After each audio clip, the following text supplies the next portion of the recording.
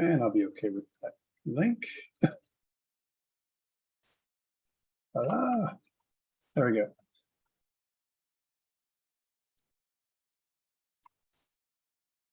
Almost ready.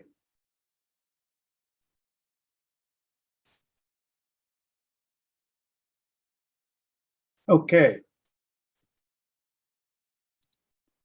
Welcome back. We are Game 3004. That's Mobile Game Dev 2 in the winter 2023 semester at George Brown. And it's week 15. And this is our final presentation video. There's going to be 3, it looks like, this morning. So let's start off with just where we are and what's happening, a little bit of a preamble, and then we'll move on to the presentation. So we're sitting here at week 15, and the final part of your project is due. Again, worth 10% of your final grade. This is officially due tomorrow, but I'm hoping that some of you or most of you will present today, which looks like 3 of you will, at least this morning. So we're sitting here at the end of the semester. Last week, what we talked about was your postmortem review. You also had a bit of a challenge. I asked you guys to play test other people's games, and I was hoping that you had a chance to submit your feedback, which I kind of presented. So we had a number of surveys that one for every group, and that was part of your lab for last week, that you were supposed to play test as well as write a little short paragraph on kind of what really went well, what didn't go so well. That's what was due last week. So that's last week. This week is all about presentations, and what I'm going to do is just take a look at that presentation order again. And right now, all right, we have 4 groups out of 6, that's good, that are presenting so far. Looks like Proud Duck, you're going to start off, Nihar, I guess, and then it's going to be Andre and then Chloe, followed by 00 Games, and then Silent Dino in the afternoon. I'm thinking most likely that we're probably also going to have our friends from FPS present as well. They just haven't signed up yet. Okay. So let's do that. I'm just going to give up control here to Nihar. So let's just stop sharing, and Nihar, if you can take it away. If you want to share your sound, if that's what your intention is, then you make sure you click onto it when you share. Okay. Okay, so I'm ready to go when you. So share sound, the little toggle at the bottom, right? Yep, that's right. Awesome. Can everyone see what I'm sharing? Yep. Perfect. Awesome. All right, let's do this. Okay. So hello everyone, and welcome to our presentation from Proud Duck Studio Productions, and this is our game 5th day, the final winter. And here we go.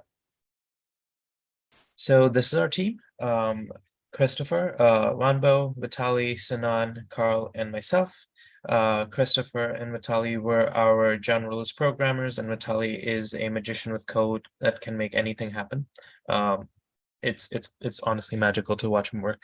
Wanbo was our lead software engineer, and Sinan, our technical artist. Carl was our game producer, who brought everything together and really showed off what a producer is supposed to do for a team. And I was the game and narrative designer for the game. All right. There we go.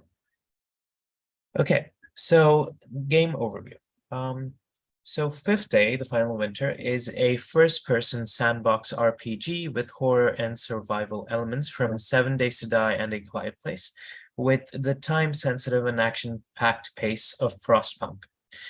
The game is set in a post-apocalyptic future after a bioengineered disease has wiped out a large majority of the human population, and in its wake, given rise to strange mutations of creatures that have developed a taste for human flesh. As the player, you control the corporate spy known only as the protagonist. You must protect your outpost, scavenge for resources, and survive the nightly assaults until the end of the 5th day. So, As mentioned earlier, our influences were games like 7 Days to Die and Frostpunk. Another game that helped us early on in development was Minecraft, which is a staple for the sandbox crafting survival genre.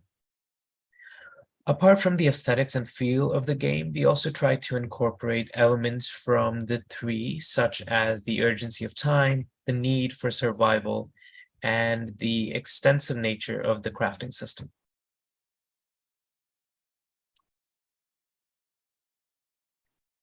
The two words that came to mind early in designing the game's concept and the themes were bright and whimsical, contrasted with grotesque and terrifying.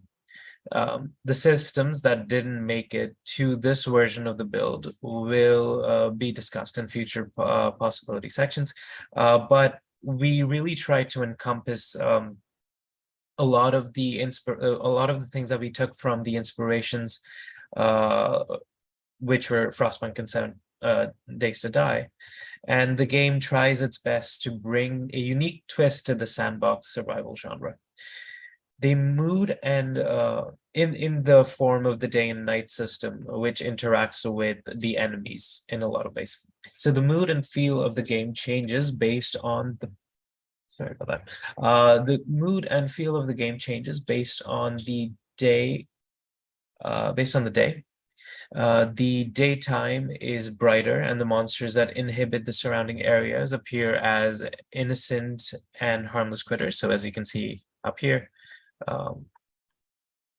whereas during the night, the mood shifts, and the once sweet-looking critters now transform into bloodthirsty monsters. So this was just some concept that we came up with, like we found online, to give us a sense of what we were going for. In the world of Fifth Day, oh, sorry about that. One more thing. The creature design and world's aesthetics also draw inspiration from movies and books like A Quiet Place and Alice in Wonderland. In the world of Fifth Day, the player has the basic access to movement using the left joystick. So this is our game overview again, the dynamics and mechanics. So they have access to movement using the left joystick and attacking enemies using ranged and melee weapons using the right attack trigger. The systems that make up the core of the sandbox gameplay are the inventory and crafting system, where the player can collect resources from slain enemies and craft items and weapons vital for survival. The day and night cycles, which impact the way enemies interact with the player. The questing system, which gives players access to the quests required to win the game. A weapon system, which allows the player to swap between various weapons while in combat, and a dialogue system that lets players interact with NPCs to craft items and complete quests. The overarching goal of the game is to ensure that the outpost and its inhabitants survive. The player wins when the protagonist and their allies receive the aid they need on the fifth day. If at any time the player dies before then, they will lose the game. To embody the contrasting nature of the game's world between whimsical and horrific, the player's tasks were divided between the day and the night. In the day, players will experience adventurous tasks such as racing to complete important quests, hunting for necessary resources, and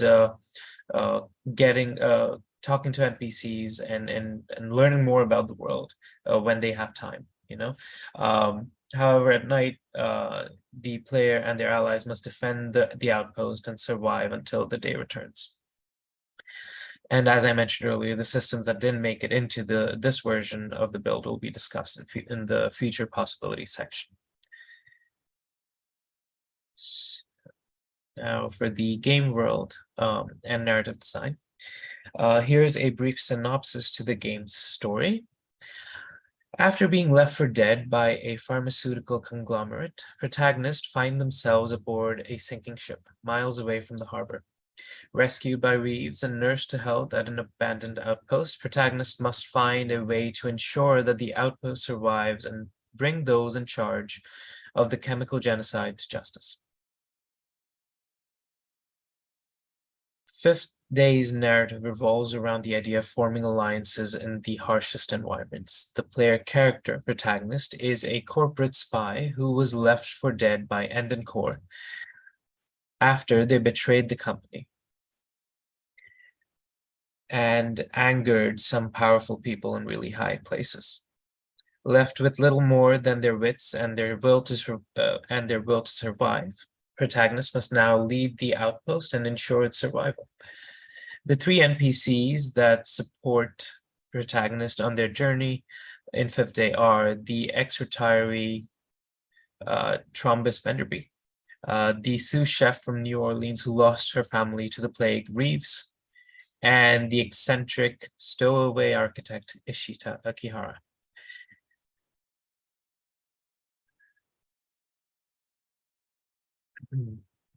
We'll talk a little bit about the influences and the target audience next. So it is all messed up here. Give me 1 second. I apologize.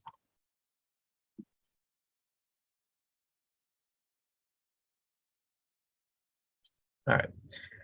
So the target audience for the game was a mixture of people who enjoyed the sandbox elements, survival, and crafting systems.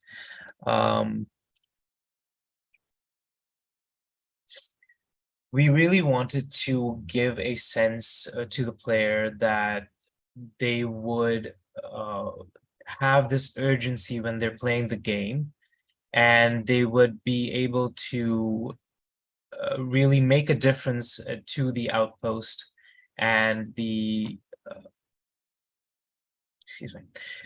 I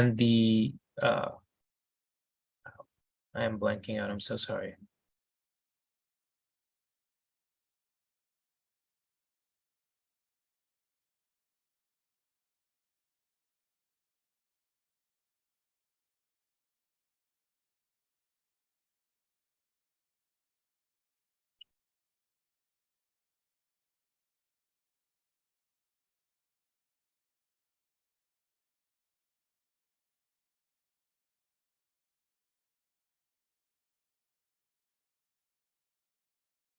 Sorry.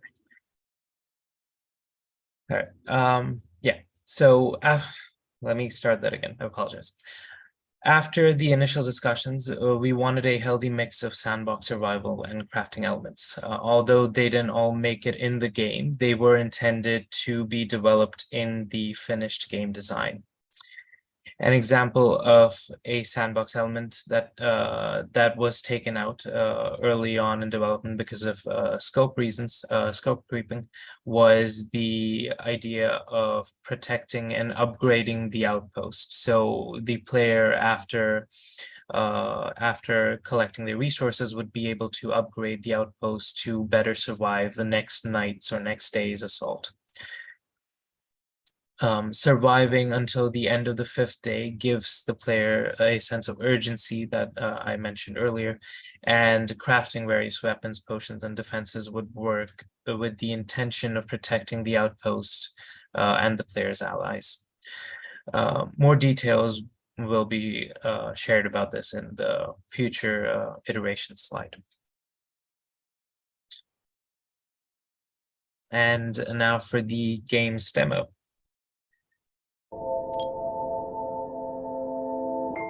So I'll talk through the demo, and Carl has recorded this, and he's playing through this, and he's left little comments at the bottom for you all to read as well.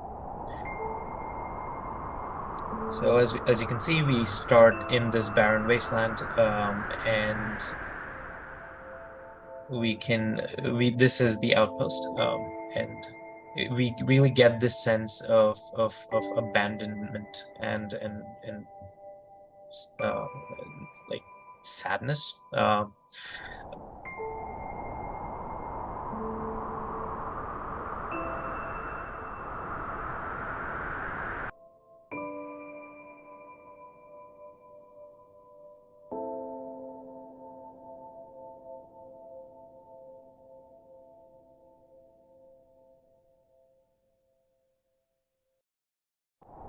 So here we are showcasing the questing system.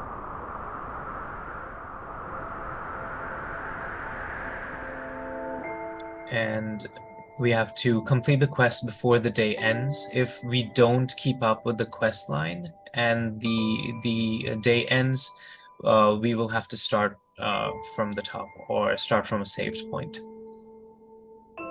So here we see we lost because we weren't able to finish the quest on time as the day ended.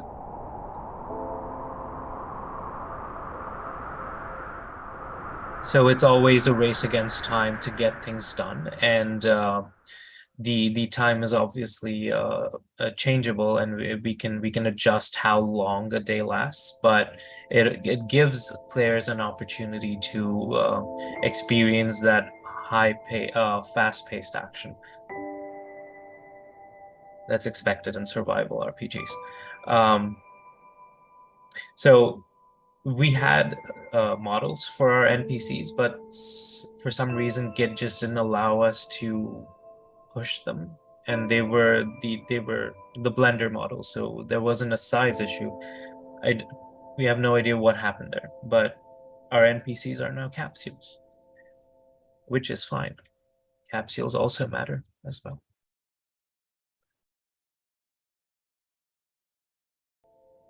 So here we are handing in all the quests for day 2, and we're going back and talking to the NPC to hand in the quest.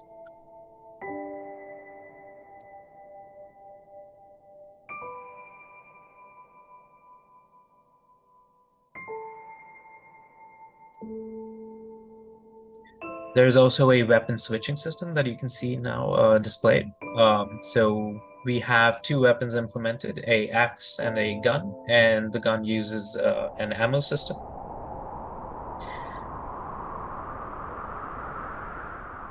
So when you run out of bullets, you'll have to craft more bullets.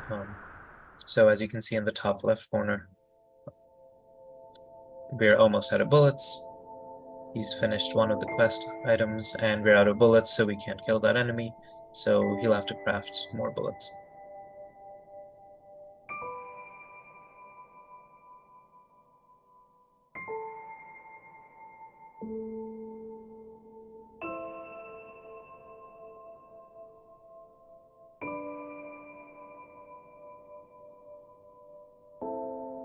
And different items give you different recipes that are available to you. But unfortunately, we can't share that because we're being attacked. So here we are, combat in the game.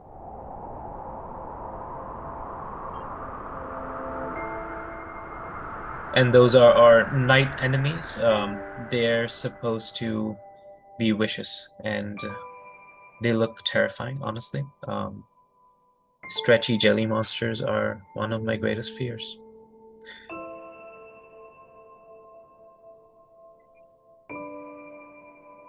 Here we are, we completed the quest, I believe. There we go. And now we're going to talk to Capsule Trombus.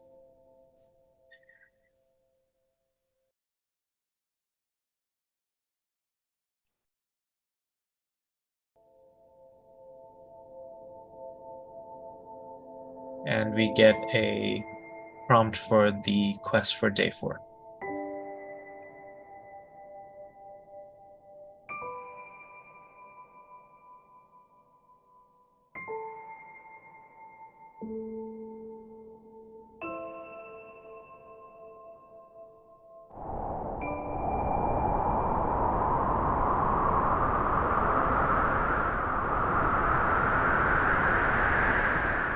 And as the comment at the bottom says, the map generation goes on for a very long time.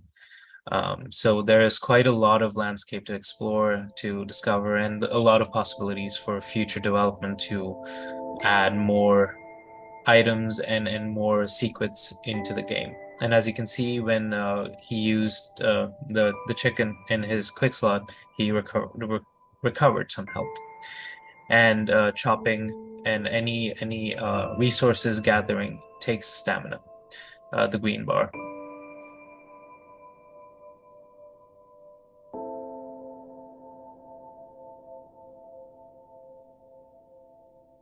And that's the demo.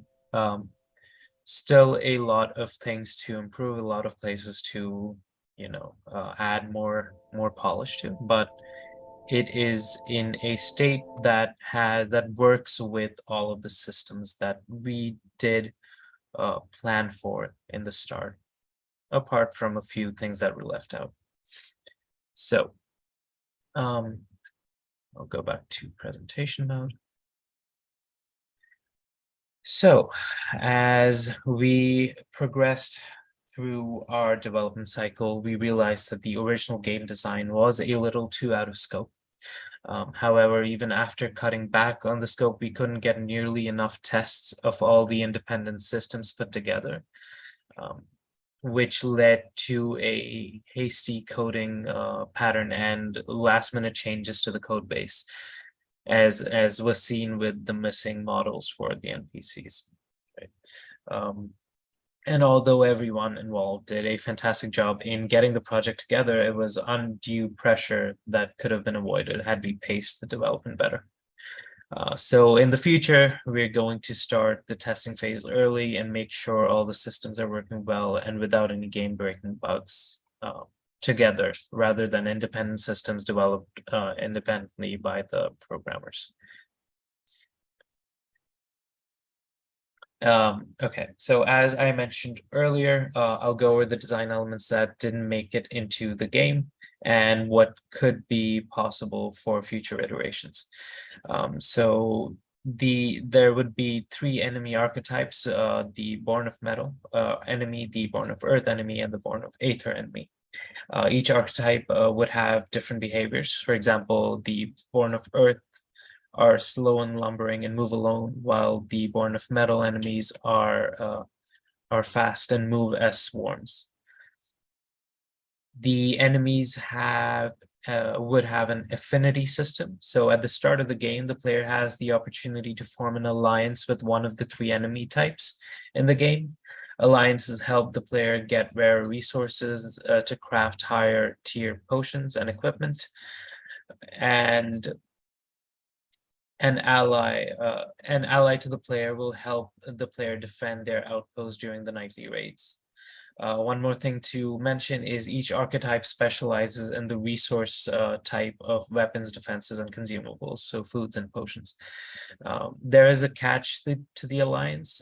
If too many of your allies die, their affinity drops and they no longer provide rare resources based on their specialty, and they attack you at night along with your enemy enemies. The NPCs are your best bet.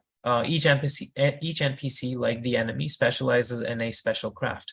Trombus crafts weapons and armor, Reeves crafts potions and food, and Ishida crafts defenses. NPCs will join the battle to protect their section of the outpost. You can strengthen them by crafting equipment for them and building up their defenses. So as I mentioned earlier, the outpost is a growing entity, so you can add to it, add defenses, maybe add some towers or stuff like that in the future. If an NPC dies during combat, they will no longer be around to help you craft items or defend the outpost. If all 3 NPCs die, you lose the game. These were some of the key features that were cut out during development. However, they could make for quite an exciting game if put together. And finally, at closing, I would just like to take a moment to congratulate my team on an awesome job and an amazing effort that was made to put all of this together. It was a difficult journey, but we made it to the end. And with that, I thank you for listening to our presentation and apologize for all the mishaps that happened in the middle. So thank you. And any questions? Hi there. Thank you for that. Yeah. So yeah, lots of questions and comments and all that kind of stuff. Do you have by any chance, your project available for us to look at beyond the video, or is the video the only thing you have that's running? We have so Carl has the most recent update if you want access to that, and we've put the recent APK on the drive as well. Yeah, I saw that. Did you get a lot of feedback from other students?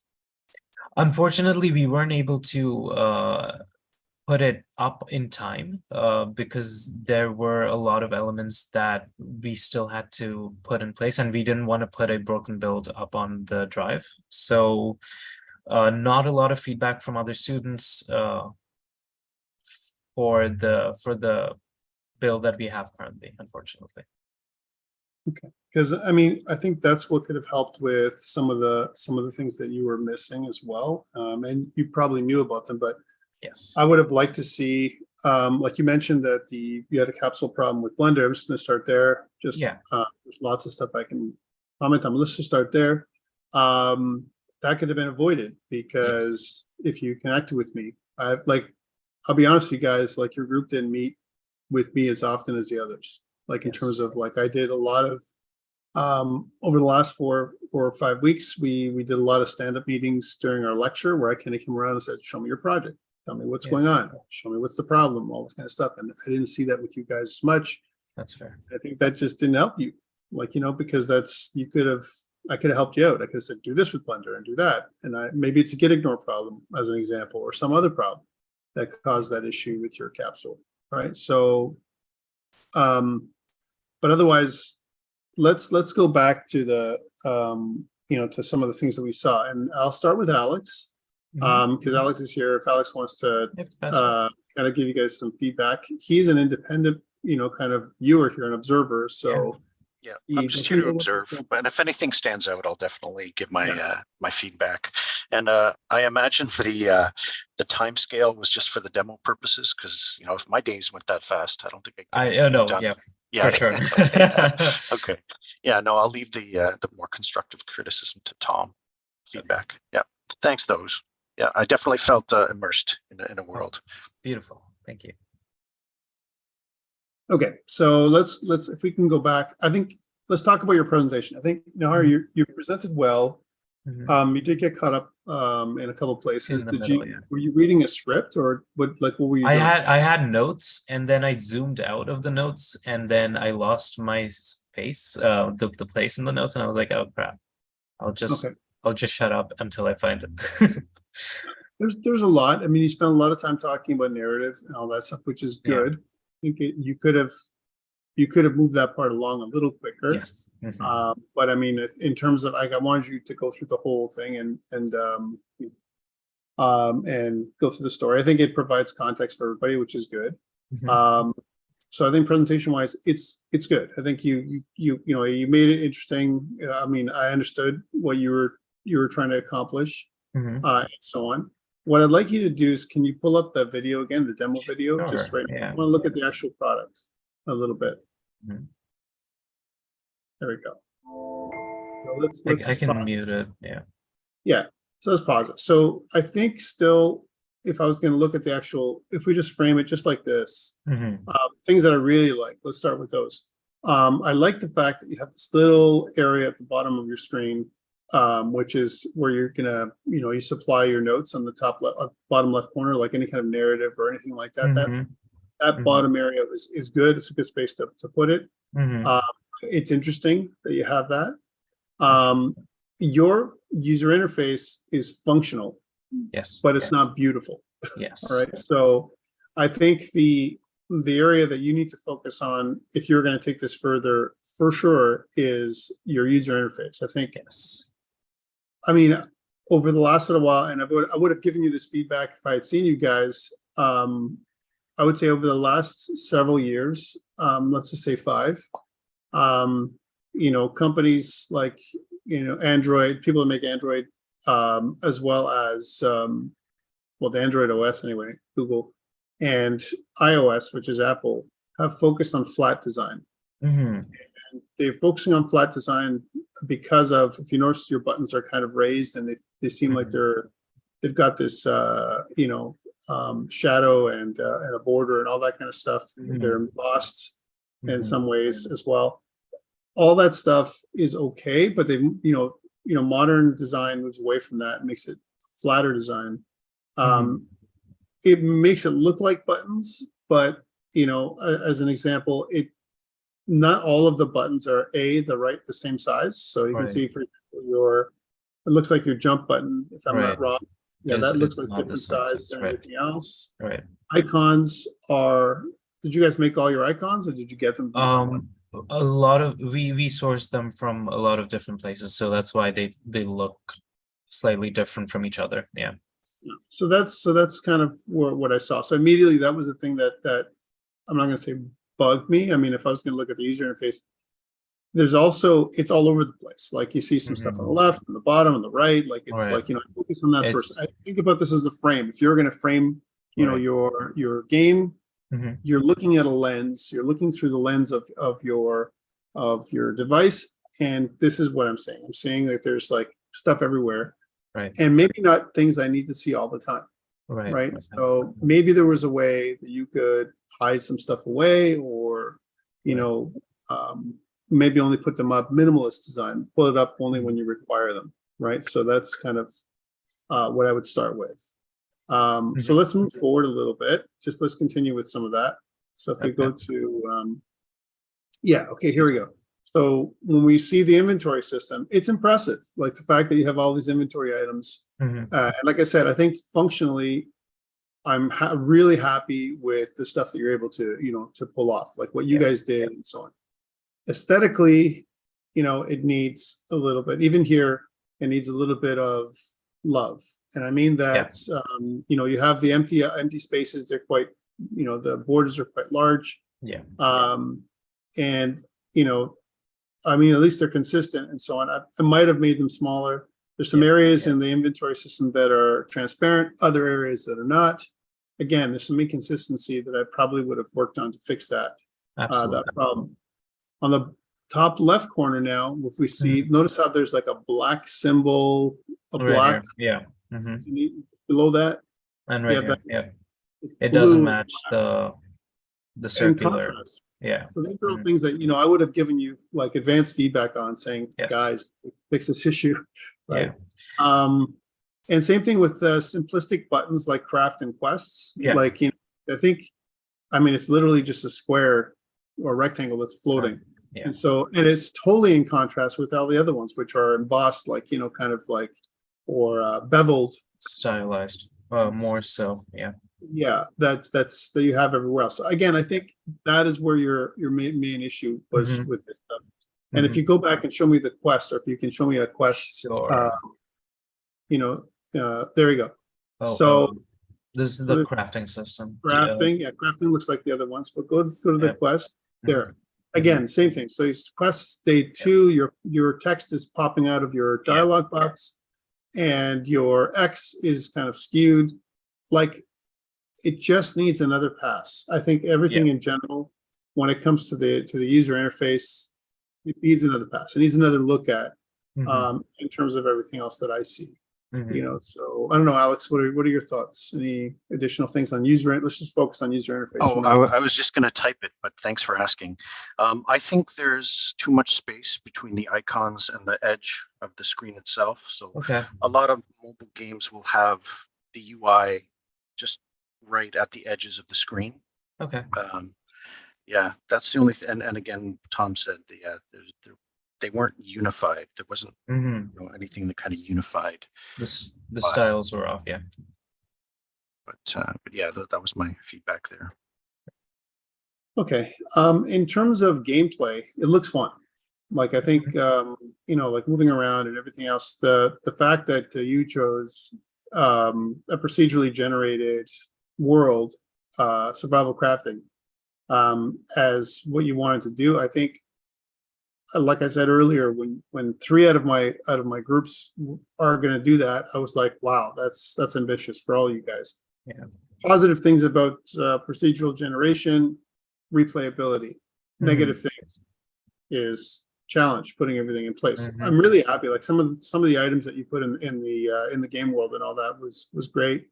Your day-night system was good, although again, we've already talked about the user interface. That whole icon and, you know, the symbols around it and everything else could have been tightened up and made nicer. But again, what I think what this equates to with all the stuff we've talked about so far is an aesthetic pass. I think that's what you need. Yes. You need another aesthetic pass to go through and or two, which is like, kind of a few more iterations on that, For sure. just to make it look nicer.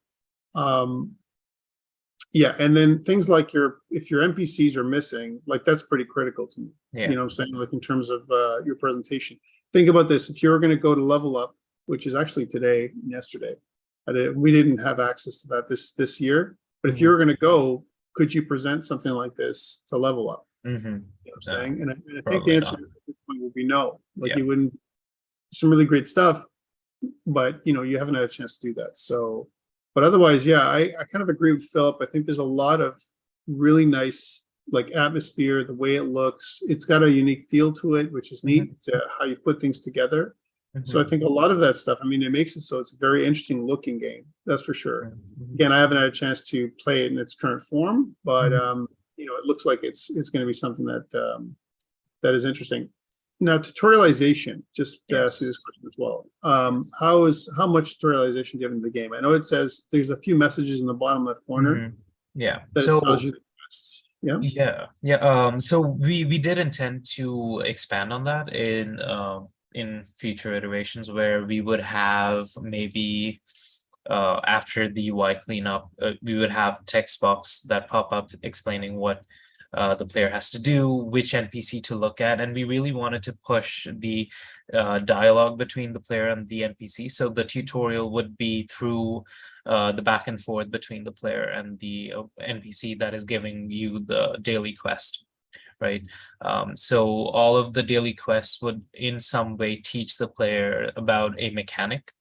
And once the player is taught that mechanic, the next part of the quest would then be the more difficult or challenging part of the gameplay, where they have to complete the quest in order to survive and upgrade the outpost to build to go to the next day. Okay. Mhm. All right. All right. I think you guys have done, for the most part, again, most of the stuff that I've asked, I think is there, that exists, which is good. Any other comments before I kind of give my closing remarks for you guys? Any comments from anybody here at the meeting? So anyone can kind of pop in and like maybe some come on the mic. And that's anyone, even including Alex, if you want to say anything else.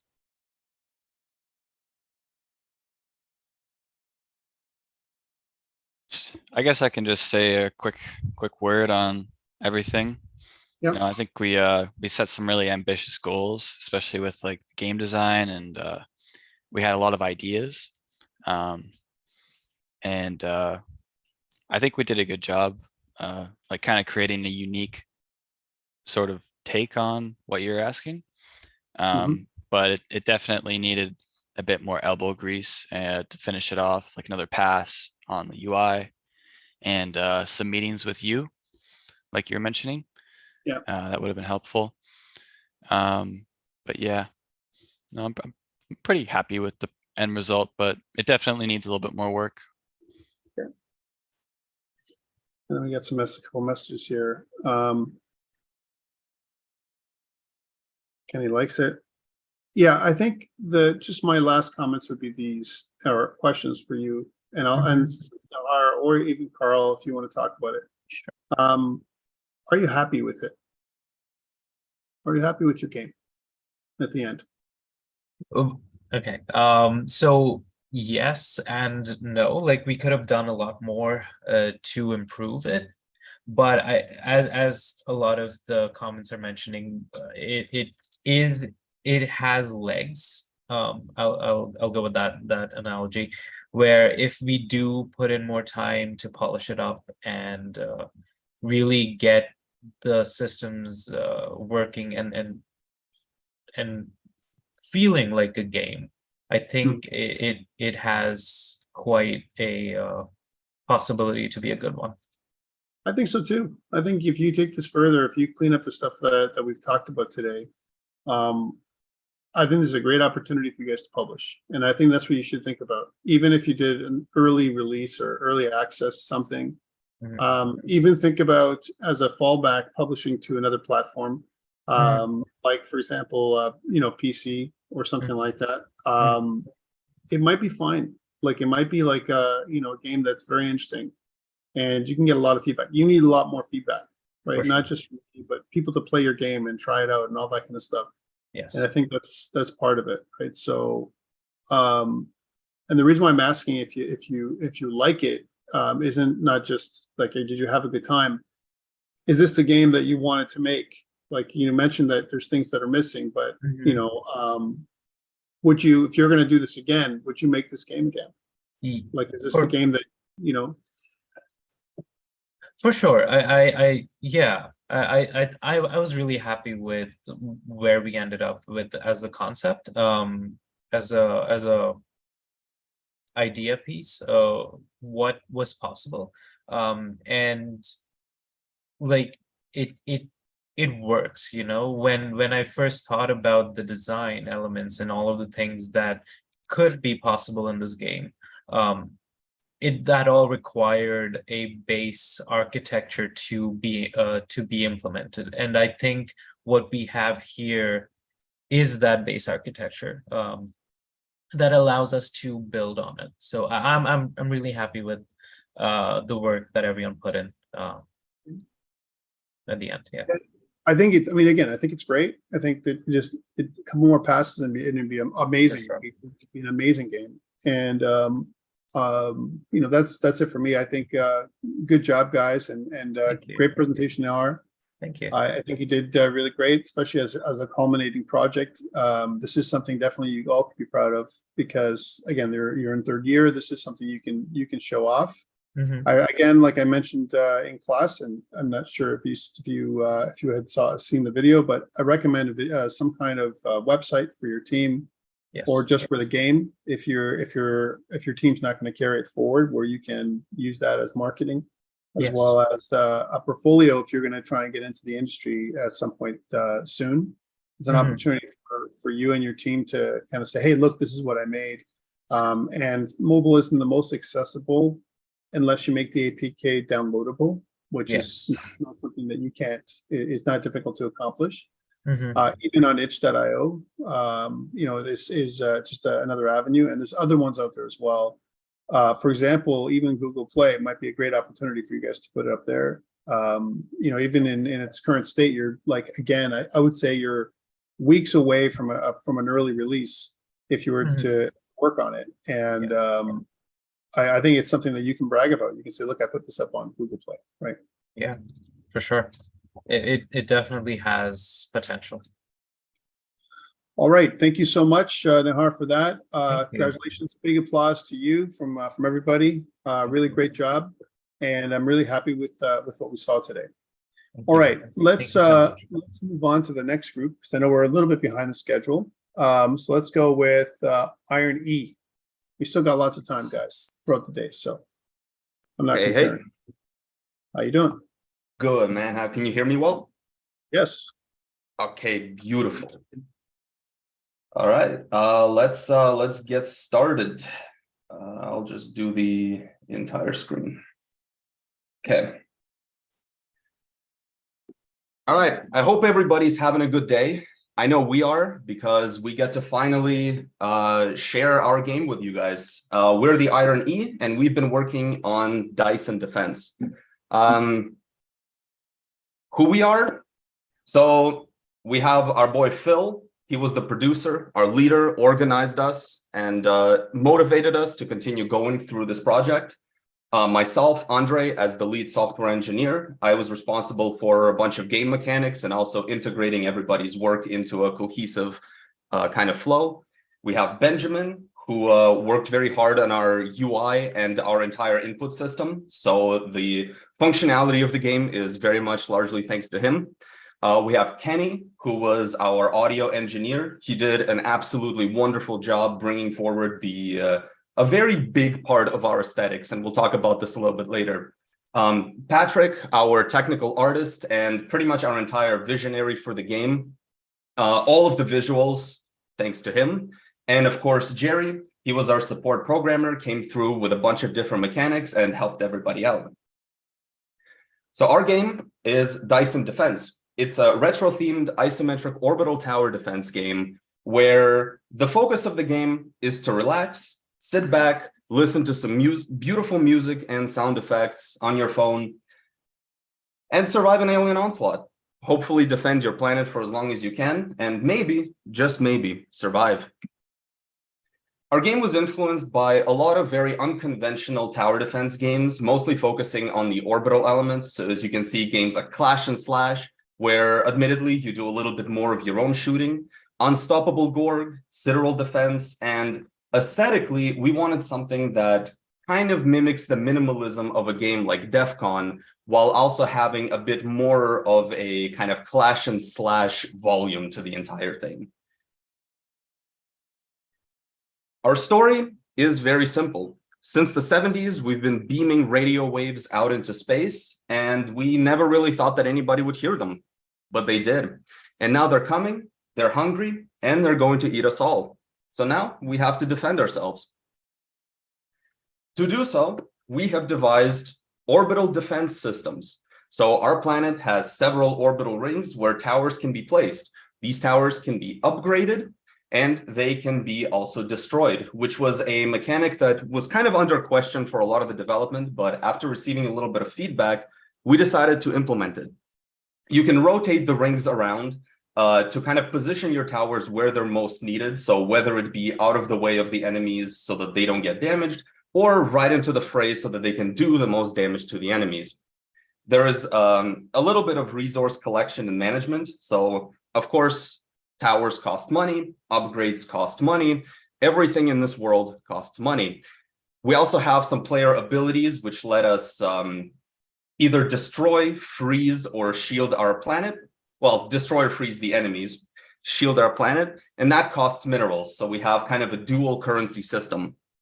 And of course, the game is going to get progressively harder. So we're going to have bigger waves, the enemies are going to spawn faster, and they're going to get a lot tougher. So we have tougher enemies moving on in the later rounds.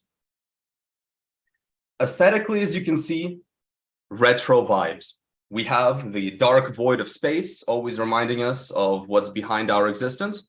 And the color, it comes from all of the living elements on screen, be it your planet, the towers, or even the enemies. This really helped with a lot of the kind of visibility of all of the game objects, and it makes it a lot easier to discern what's actually happening. The music in this game is very much suited towards this kind of feel. And in fact, all of the sound effects are kind of picked specifically to give this kind of soft, glowing, I would almost say even purple vibe. At the end of the day, we're trying to convey a sort of relaxing feeling where, you know what, the world is going to end, but let's just enjoy whatever's left of it.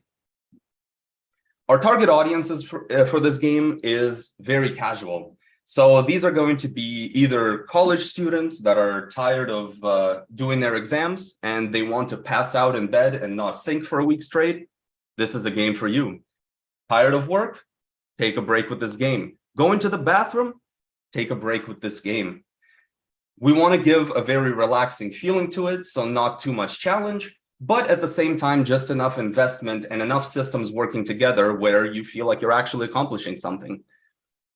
Obviously, the ESRB rating we're going for would be E.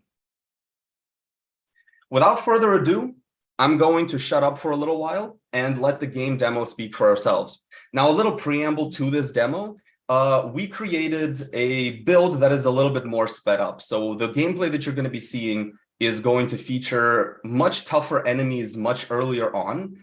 And this is to also demonstrate the boss fights that we're going to have in this game. Enjoy.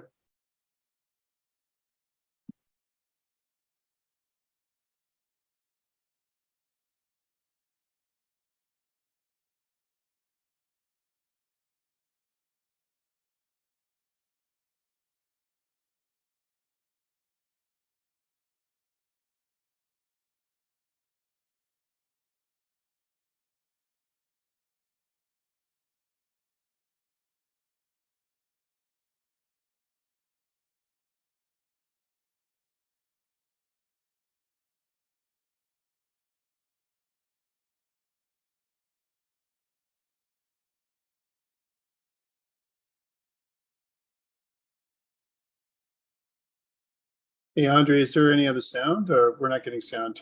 Oh, from you're you? not hearing it? Oh, that's a shame. Let's see. Maybe I can. 1 sec. It's probably your sharing settings. Share sound.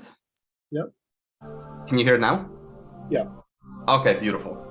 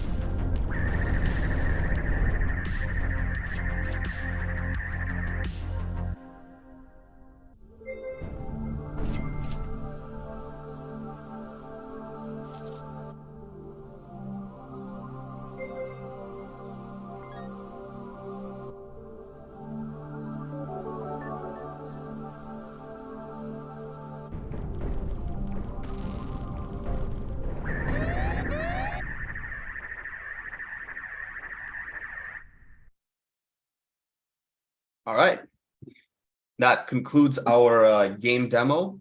As you can see, this was a little bit more fast-paced. We had a lot less money to work with. The boss fight came a lot sooner. And of course, we ended up not really surviving in the end. But that's okay, because the game is meant to be replayed as much as you really want to.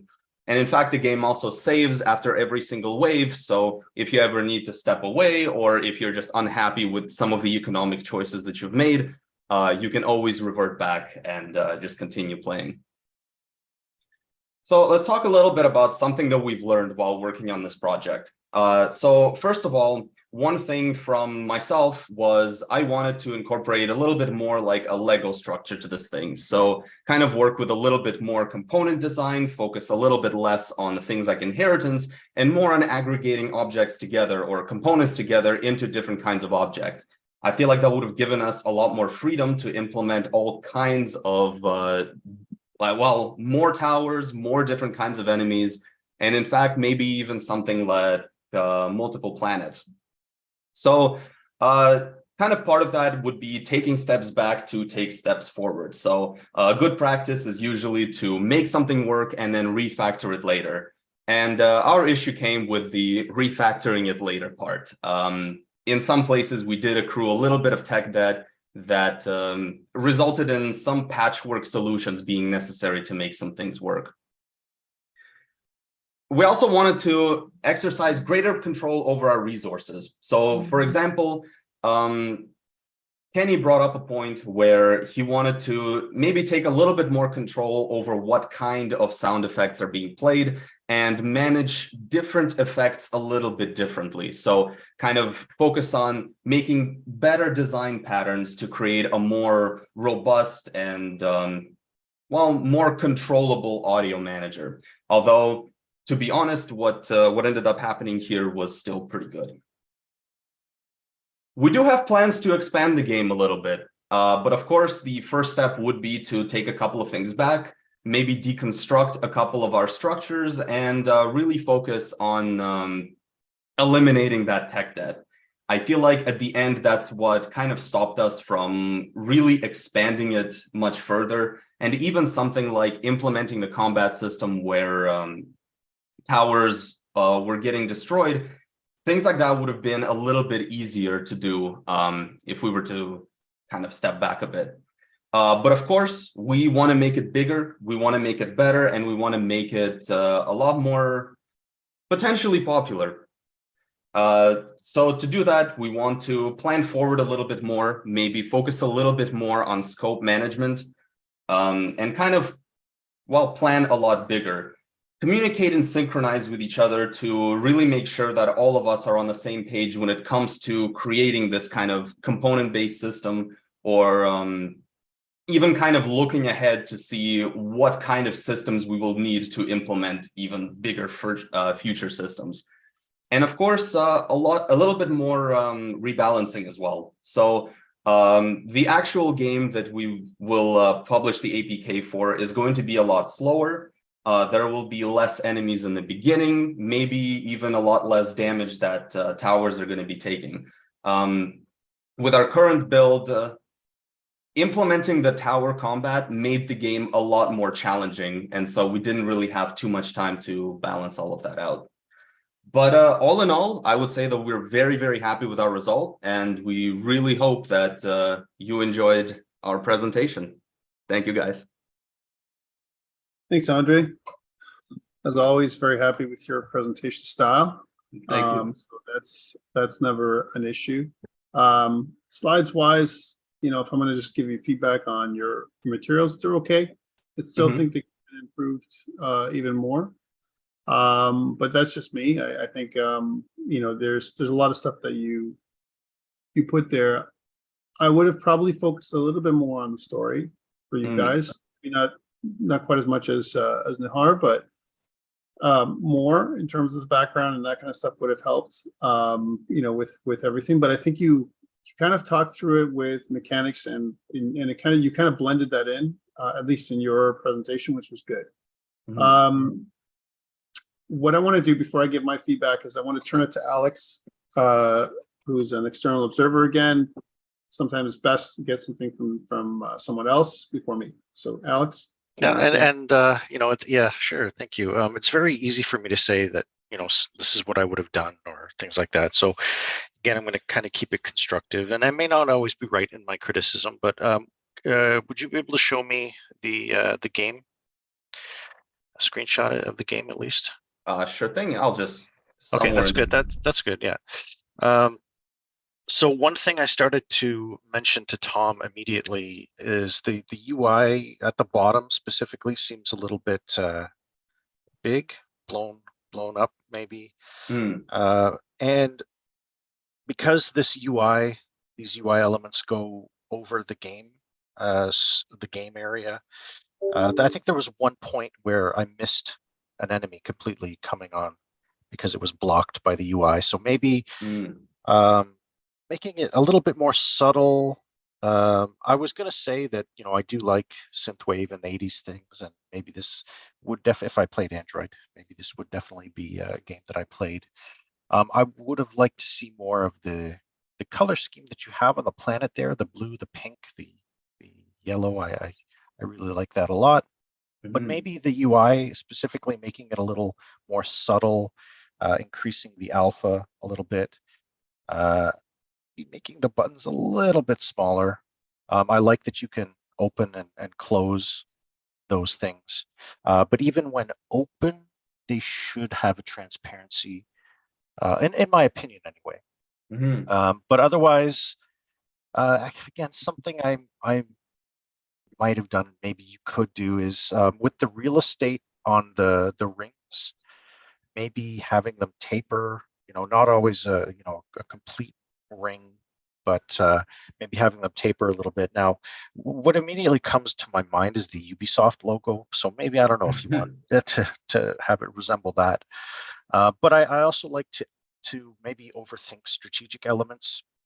But, you know, if you had the real estate for these towers, you know, kind of taper off a little bit, or Tom and I were talking, maybe have some satellites or, you know, moons that could have maybe one ring or something like that as well.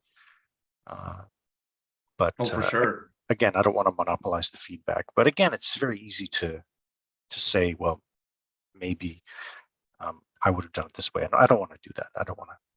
No, honestly, too much thank anyway. you, because we were thinking very similar things sometimes. So yeah, thank you. Yeah, no problem. Maybe making the outer ring thinner and then kind of making them thicker as you go in, have more rings. But that could be something with progression, right? Or with even with difficulty levels, you could have the rings kind of rotate themselves, so you'd have to adjust them a little bit every now and then. See, I don't know, I'm just going on a whole tangent with that, but okay, I think that's all I really had. But I liked it. Like I said, I think Tom has some feedback on some aesthetic things like the animations of the enemy, which again can come in time. But I'll pass it back to him. Thanks for listening to me ramble. No, thank you. Yeah, I would agree with Alex. I mean, we've had conversations about the user interface together, right? When we've seen each other.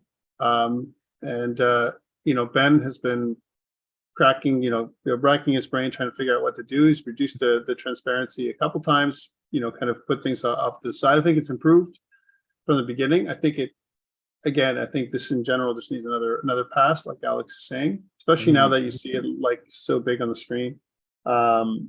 You know, you can see, like, just right here, just this snapshot right here, how much it takes up. It does take up a lot, and it'd be nice if we could squirrel those away, or even make you know, the bottom parts, which are your resources. And I'm not sure that it's just a readout, right? So maybe even something that is, you can kind of like minify and then bring back up if you need to see more detail. You know, so it kind of pops up and down. But in terms of other things, icons, like your home icon, recognition rather than recall, that definitely works. So we know what home means. We've seen it lots of times, but maybe for this game, icons would have been something that could also help to reduce the user interface size. Meaningful icons that have the same style like in terms of, you know, I guess your retro style, like the same kind of thing. They look retro somehow. And I would do the same thing with the home button, you know, just going with that, because you have that's the one icon that you really have right now everywhere else. Can you go through, just fast forward just to show me the tower buttons? There we go. So you've got like actual realistic tower or the same models that are here. And again, this could be something where those realistic models may be replaced with other things. It does take a lot of space, like even when you bring it up and stuff. As Alex briefly mentioned, I probably would have added animations to all of your enemies to make them more interesting, even if they kind of were crawling to get down when they landed, like some kind of, you know, minor animations. I guess the mothership or whatever that thing is that drops all your little organisms everywhere. Even that could have its own animations. Particle systems, things that you could add without killing the performance. I think, did you, Patrick? I didn't see them very much. That's why. A lot of our missiles ended up missing the targets. I think it had to do with pacing because we didn't get to rebalance them for this build. Okay. You know, again, some additional lighting, you know, again, or emissive materials would have been good. Just to brighten certain things up. It's definitely brighter than when I first saw it. Again, like this has been iterated on, like, and just to context for Alex, it's improved, like a huge improvement from the first time I've seen it. It's not like I'm saying nothing's changed. There's lots of stuff that you guys have done to make this the game that it is. It's fun to play. Like I'll tell you, when I was trying it out, it's fun. It's really interesting and it's tough, you know, to be successful from one you know kind of wave to the next, and I think that's good, right? So you know that's something that I can enjoy. The potential for this game, just like maybe the last game that we saw, is huge. And what Alex mentioned was maybe satellites or other moons or even other planets in the solar system. And I can only imagine you managing more than one ring system on the screen. So you have to kind of manage this one and then move over here and manage this one, and kind of it's going to be like a frantic, you know, move things around and manage things all at the same time.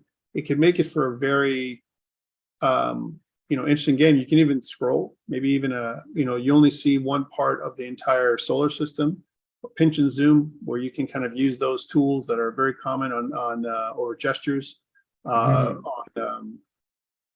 mobile devices, where you can kind of zoom in and out.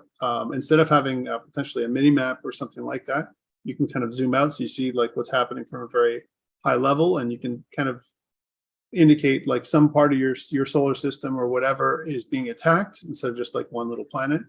But my mind, if it's going there, means that it's fun.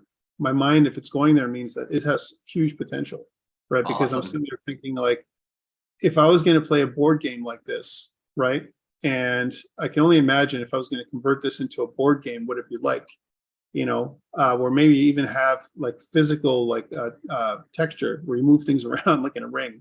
You move things around, and then, you know, you're trying to manage these resources, and one player is just putting more and more enemies on the board while you're trying to move things around and manage the enemies.